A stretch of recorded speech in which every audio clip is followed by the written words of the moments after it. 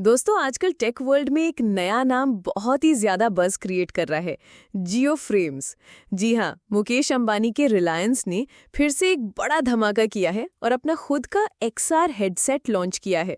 ये डिवाइस सिर्फ एक गैजेट नहीं, बल्कि एक ऐसी टेक्नोलॉजी है जो हमारे एंटरटेनमेंट, एजुकेशन और डेली लाइफ को बदलने वाली है। अब सवाल ये है कि जियो फ्रेम्स आखिर है क्या, कैसे काम करता है और इंडिया में ये इतना बड़ा ट्रेंड क्यों बन गया है। आज की इस वीडियो में हम इसे डिटेल में समझेंगे। तो चलिए शुरू करते हैं।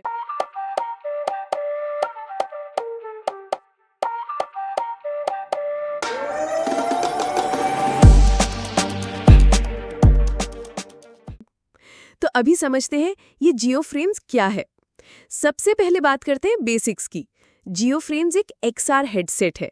XR का मतलब होता है एक्सटेंडेड रियलिटी, यानी ये डिवाइस आपको एक ही जगह पर VR यानी वर्चुअल रियलिटी, AR यानी ऑगमेंटेड रियलिटी और MR का कॉम्बो एक्सपीरियंस कराता है। ये हेडसेट एक स्लीक गॉगल टाइप डिजाइन में आता है, जिसमें आपको लगता है जैसे आप एक स्टाइलिश चश्मा पहने हो, लेकिन असल में आप एक हाईटेक डिजिटल दुनिया एक्सेस कर रहे होते हो। रिलायंस ने इसे स्पेशली इंडियन मार्केट के लिए बनाया है, यानी प्राइस को अफोर्डेबल रखा है और इकोसिस्टम को जियो की सर्विसेज से इंटीग्रेट किया है, जैसे जियो सिनेमा, जियो टीवी और यहाँ तक कि जियो मीट फॉर वर्चुअल मीटिंग्स। मतलब एक तरह से ये आपके स्मार्टफोन का एक्सटेंशन बन जाता है। और सबसे खास बात, जियो फ्रेम्स लाइट वेट है और आपको एक बल्कि VR हेडसेट की तरह अनकंफर्टेबल फील नहीं होता। यही एक रीजन है कि लोग इसे लेकर बहुत एक्साइटेड है। अब बात करते हैं कि क्यों जियो फ्रेम्स अभी ट्रेंडिंग पर है। अब सवाल उठता है कि इंडिया में ऑलरेडी इतने सारे VR और AR डिवाइसेस हैं, फिर जियो फ्रेम्स का हाइप इतना ज़्यादा क्यों है? सबसे पहला रीज़न है रिलायंस का ट्रस्ट और रीच। अगर जियो कोई चीज़ लॉन्च करता है तो उसे इंस्टेंटली हर कोई नोटिस करता है, क्योंकि उनके पास ऑलरेडी एक ह्यूज कस्टमर बेस है। दूसरा रीजन है अफोर्डेबिलिटी। ग्लोबल मार्केट में मेटा क्वेस्ट और एप्पल विजन प्रो जैसे हेडसेट्स हैं जो लाखों में बिकते हैं, लेकिन जियो ने इसे ऐसे प्राइस पॉइंट पर लॉन्च किया है जो आम आदमी अफोर्ड कर सके। तीसरा रीजन इसका टाइमिंग। अभी इंडिया में 5G नेटवर्क रैपिडली एक्सपैंड हो रहा है और जियो ने इस हेडसेट को 5G रेडी बनाया है, यानी आप बिना बफरिंग के मूवीज, गेम्स और वर्चुअल मीटिंग्स एंजॉय कर पाओगे।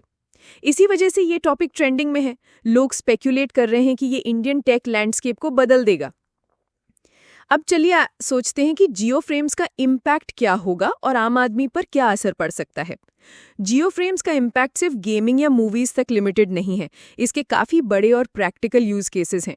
एजुकेशन में सोचिए, आप साइंस क्लास अटेंड कर रहे हो और टीचर आपको सोलर सिस्टम XR मोड में दिखाता है, जहां प्लैनेट्स लिटरली आपके सामने घूम रहे हैं। ये पढ़ाई को बोरिंग से एक्साइटिंग बना देगा। हेल्थ केयर में डॉक्टर्स XR की हेल्प से रिमोट सर्जरीज ट्रेन कर पाएंगे। स्टूडेंट्स बिना हॉस्पिटल में फिजिकली प्रेजेंट हुए ऑपरेशंस का रियल 3D व्यू देख सकते हैं। वर्क प्लेस में जियो फ्रेम्स आपको वर्चुअल मीटिंग रूम्स प्रोवाइड करेगा, यानी घर बैठे आप एक डिजिटल ऑफिस में अपने कलीग्स के साथ इंटरैक्ट कर पाओगे जैसे आप फिजिकली उनके साथ बैठे हो। और सबसे पॉपुलर इम्पैक्ट होगा एंटरटेनमेंट और गेमिंग में। इमेजिन कीजिए कि आप क्रिकेट मैच देख रहे हो और हेडसेट आपको फील कराता है कि आप स्टेडियम के अंदर बैठे हो। वाह, क्या मजा होगा। अब बात करते हैं कि इस टेक्नोलॉजी के पीछे चैलेंजेस क्या हैं। दोस्तों, हर टेक्नोलॉजी के अपने चैलेंजेस होते हैं और जियो फ्रेम्स भी उससे अलग नहीं है। सबसे पहला चैलेंज है इंफ्रास्ट्रक्चर। इंडिया में 5G तो आ गया है, लेकिन हर जगह यूनिफॉर्मली स्ट्रांग नहीं है, यानी अगर नेटवर्क स्लो हुआ तो XR का एक्सपीरियंस भी खराब हो जाएगा। दूसरा है कंटेंट इकोसिस्टम। सिर्फ डिवाइस से काम नहीं चलेगा, उसके लिए ऐप्स और प्लेटफॉर्म्स भी बनने चाहिए जो XR के लिए ऑप्टिमाइज्ड हों। रिलायंस इस पर काम कर रहा है, लेकिन अभी काफ़ी जर्नी बाकी है। और तीसरा है कंज्यूमर अडॉप्शन। हर कोई हेडसेट पहनकर घंटों तक यूज नहीं करना चाहता, इसलिए डिजाइन को और कंफर्टेबल और बैटरी लाइफ को और स्ट्रांग बनाना होगा। अगर ये प्रॉब्लम सॉल्व हो गई तो जियो फ्रेम्स एक मास रेवोल्यूशन ला सकता है। थोड़ा ग्लोबल कंपैरिजन भी कर लेते हैं। अब अगर हम जियो फ्रेम्स को कंपेयर करें एप्पल विजन प्रो या मेटा क्वेस्ट के साथ, तो फीचर्स में शायद वो अभी उनके लेवल पर ना हो, लेकिन प्राइस पॉइंट और एक्सेसिबिलिटी के हिसाब से जियो का प्रोडक्ट एक गेम चेंजर बन रहा है। एप्पल विजन प्रो की प्राइस है 3 लाख से ऊपर, जबकि जियो फ्रेम्स एक्सपेक्टेडली 20 से 25 हज़ार के अंदर अवेलेबल है। यानी इंडियन ऑडियंस के लिए ये एक प्रैक्टिकल ऑप्शन बन रहा है। और रिलायंस का अपना कंटेंट इकोसिस्टम ऑलरेडी रेडी है। जियो सिनेमा, जियो गेम्स और जियो टीवी के इंटीग्रेशन से इसका यूज केस डबल हो जाता है। अब समझते हैं आगे क्या पॉसिबिलिटीज हो सकती है। जियो फ्रेम्स के फ्यूचर प्लान्स और भी एक्साइटिंग लगते हैं। रिलायंस ने अनाउंस किया है कि वो डेवलपर्स को एनकरेज करेंगे एक्सआर ऐप्स बनाने के लिए।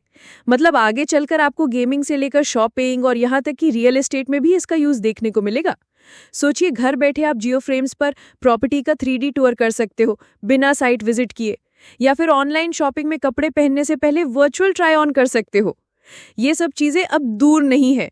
इसीलिए एक्सपर्ट्स बोल रहे हैं कि जियो फ्रेम्स एक ऐसी टेक्नोलॉजी है जो इंडिया में एक्सआर को मास लेवल पर लेकर आ सकती है। तो दोस्तों, आज हमने देखा कि जियो फ्रेम्स क्या है, क्यों ट्रेंडिंग में है, इसका आम आदमी पर क्या असर हो सकता है और फ्यूचर पॉसिबिलिटीज क्या है। मुकेश अंबानी का ये स्टेप सिर्फ एक गैजेट लॉन्च नहीं, बल्कि एक डिजिटल रेवोल्यूशन की शुरुआत है। आपको क्या लगता है कि क्या जियो फ्रेम सच में इंडिया में हर घर तक पहुंच पाएगा? क्या आप इसे बाय करना चाहोगे जब ये लॉन्च होगा?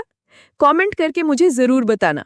और अगर आपको ये वीडियो पसंद आई हो तो लाइक, शेयर और सब्सक्राइब करना मत भूलना, क्योंकि ऐसे इन्फॉर्मेटिव वीडियोस हम रोज लेकर आते रहेंगे।